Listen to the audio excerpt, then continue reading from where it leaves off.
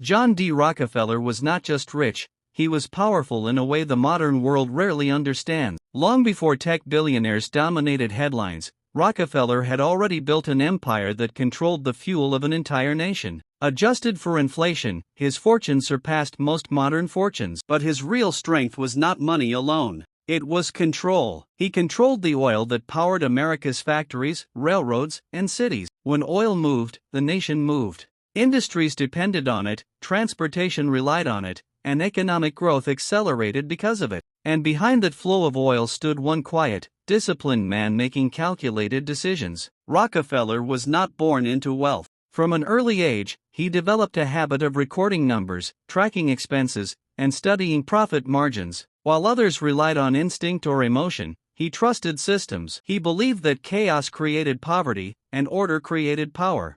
This belief shaped his entire philosophy of business. In his early 20s, he entered the oil industry at a time when it was unstable and unpredictable. Many saw confusion, but Rockefeller saw structure waiting to be built. He understood that oil itself was not the true weapon. Control over refining, transportation, and pricing was the real advantage. He built Standard Oil with patience and precision. Instead of competing loudly, he negotiated quietly. He secured railway discounts that allowed him to move oil cheaper than his rivals. When competitors struggled, he did not attack them directly. He simply outlasted them. One by one, smaller companies were absorbed into his system. By the 1880s, Standard Oil controlled nearly 90% of America's oil refining.